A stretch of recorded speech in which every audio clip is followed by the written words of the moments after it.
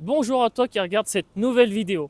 Bon, avant d'attaquer le sujet principal aujourd'hui, je tenais à faire un petit point pour ceux qui ne connaissent pas encore mes vidéos. Donc je m'appelle Mathéo, j'ai 22 ans et au mois de janvier, j'ai commencé à investir dans l'immobilier. Donc avant ça, je me suis formé, j'ai pris une formation, bien évidemment, pardon, pas n'importe quelle formation, une formation reconnue de l'État. J'ai appris énormément, que ce soit sur la fiscalité, comment faire un dossier bancaire, donc toutes les étapes en fait de A à Z jusqu'à l'offre d'achat, la mise en location, etc. J'ai également regardé beaucoup de vidéos sur YouTube, car le domaine est assez large et il faut être vraiment très bien renseigné pour faire aucune erreur. À l'heure d'aujourd'hui, j'ai déjà un bâtiment qui comprend 2 logements. Donc j'ai 2 locataires qui sont déjà en place. J'ai fait les travaux d'ailleurs cet été, donc si vous voulez voir les vlogs, c'est sur YouTube. J'ai fait ça durant mes vacances pendant le mois d'août. Il reste encore l'électricité et le crépi, mais le plus gros a été fait. Et à ce moment-là, au mois d'août, je me suis également mis un défi, réussir à quitter le salariat en moins d'un an. Un an pour quitter la rat race. Donc si vous voulez voir si je vais y arriver et comment je vais faire, n'hésitez pas à vous abonner, comme ça vous allez pouvoir voir les résultats, mais aussi les galères, car il y en a pas mal, vous allez le voir. Donc maintenant, je vous laisse directement avec le sujet principal. Bon visionnage à toi. Qui dit investissement sur soi-même. Et ça commence par là, acquérir un maximum de compétences. Et pour cela, et oui, comme tu l'as vu dans le titre, Père riche, Père pauvre. C'est un livre que j'ai lu, pourtant je ne suis pas trop lecture. Donc ce livre, Père riche, Père pauvre, écrit par Robert Kiyosaki, est un livre que tout le monde devrait lire. Enfin, toutes les personnes qui souhaitent investir en soi-même, investir dans l'immobilier, ce livre ouvre l'esprit sur ce qui est de l'investissement financier. J'ai aimé lire ce livre tout simplement parce qu'il raconte, entre guillemets, c'est une autobiographie, c'est Robert Kiyosaki, donc l'auteur de ce livre, qui raconte tout simplement son histoire.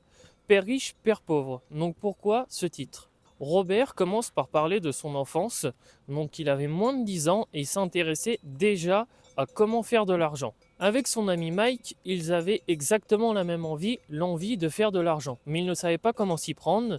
Donc au début, ils ont fait de l'argent, ils ont fabriqué même de l'argent. Je vais pas trop vous en dire pour ceux qui veulent lire le livre, mais c'était pas trop légal.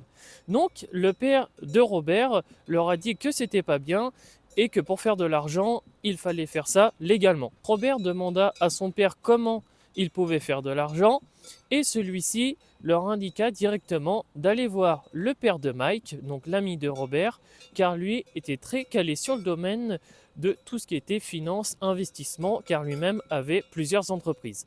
Pour remettre les choses dans leur contexte, le père de Robert, lui, était le père pauvre, comme on peut le voir dans le titre du livre. Enfin, le père de Mike, lui, était le père riche.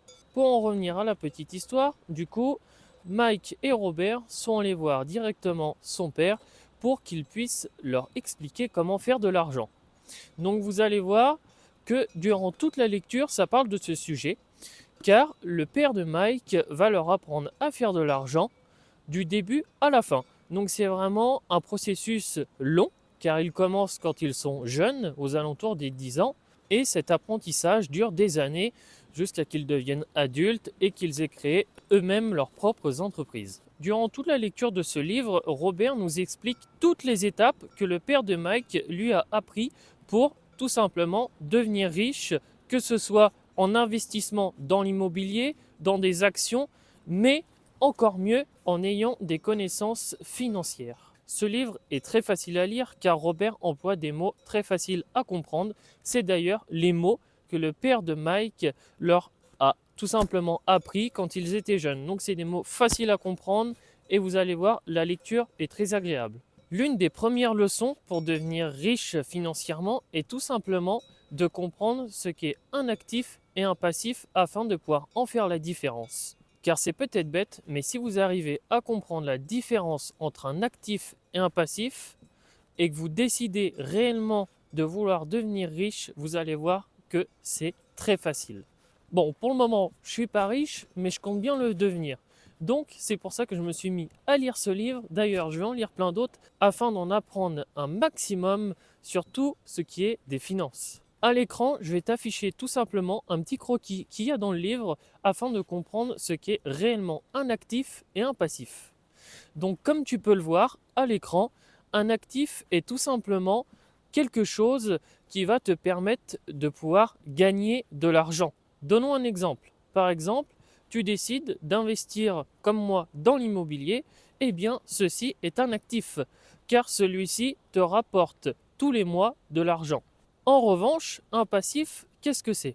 Eh bien, c'est tout simplement l'achat, je ne sais pas, d'une voiture, d'une télévision. C'est des choses qui vont rien te rapporter et qui vont tout simplement perdre de l'argent au fur et à mesure du temps. Ce que dit Robert est plutôt simple et est réel. Si vous achetez que des actifs, cela va vous rapporter de l'argent, tandis que si vous achetez des passifs, vous n'allez rien gagner et encore pire, vous allez perdre de l'argent. Donc pour devenir riche, il n'y a qu'une seule chose à faire, acheter que des actifs et jamais de passifs, ou très très peu. Bien évidemment, on n'a qu'une vie et tout le monde a envie d'acheter des passifs. Mais comment et à quel moment le faire? C'est pas moi qui le dis, mais c'est Robert. Eh bien c'est simple. Une fois que vous avez acheté plusieurs actifs, pendant des années bien évidemment, il faut que ces actifs vous génèrent assez d'argent pour pouvoir payer vos passifs. Je vais vous donner un exemple afin que vous puissiez comprendre. Si par exemple vous voulez tout simplement acheter une voiture et que vous voulez, je vous donne un exemple bien évidemment, l'acheter en leasing et que ce leasing coûte 500 € par mois, eh bien il faudra tout simplement que vos actifs génèrent au grand minimum 500 € par mois. Je dis au grand minimum car il faut évidemment que vous ayez de l'argent de secours. Un passif reste un plaisir et ça, il ne faut pas l'oublier. D'ailleurs, cet exemple est assez simple à comprendre. C'est un exemple tout simplement qui était dans le livre et je trouvais ça plutôt simple de vous l'expliquer en vidéo. Avec cet exemple, vous voyez l'importance d'avoir acheté un actif en premier et non pas le passif. Car celui-ci va pouvoir tout simplement payer du coup votre leasing de voiture et au final, vous n'avez pas d'argent qui sortait car c'est l'argent que vous avez investi qui vous rapporte de l'argent. Après, vous pouvez décider de revendre votre passif et l'actif, lui, est toujours là. Tandis que si vous auriez acheté votre passif en premier, vous auriez 500 € qui partent tous les mois comme ça, entre guillemets, à la poubelle pour votre voiture, ce qui sert strictement à rien. Et en plus de cela, vous êtes après bloqué pour pouvoir investir dans l'immobilier. Si vous avez un crédit de 500 € par mois, au début, je dis bien évidemment au début, toutes les portes vont se bloquer. Les banques ne voudront plus vous prêter d'argent. S'ils voient que vous mettez l'argent dans des voitures, ou je dis voitures, mais ça peut être plein d'autres choses, dans des passifs quelconques, téléphone, tout le monde veut acheter le dernier téléphone, mais ça ne sert à rien. Ce qu'il faut, c'est vraiment acheter un maximum d'actifs pendant des années. Moi d'ailleurs, mon but, c'est vraiment d'accumuler un maximum d'actifs. Je ne veux même pas acheter de voitures ou de choses comme ça. Pour le moment, ça ne m'intéresse pas du tout. Mon but, c'est vraiment de créer quelque chose de grand et après, par la suite, on verra. Mais vraiment, moi, ce qui me motive, c'est vraiment de créer de la valeur et pour moi, c'est très très important. Qu'est-ce qu'il faut retenir de ce livre? Eh bien, c'est simple. Ce qu'il faut retenir, c'est tout simplement, avant de faire quelconque investissement, le mieux, c'est d'investir en soi-même afin d'avoir un maximum de connaissances.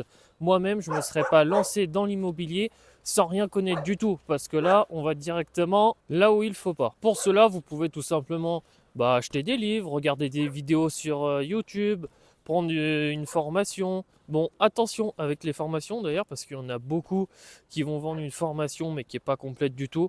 Moi, je me suis beaucoup renseigné. D'ailleurs, j'en ai même acheté, pour être honnête avec vous, j'en ai acheté qui ne valaient pas du tout la peine. Mais au final, j'ai réussi à trouver celle-ci, donc une formation vraiment de l'État, comme je vous ai expliqué. Et celle-ci m'a permis d'avoir un maximum de connaissances. Bien évidemment, je suis loin de tout connaître.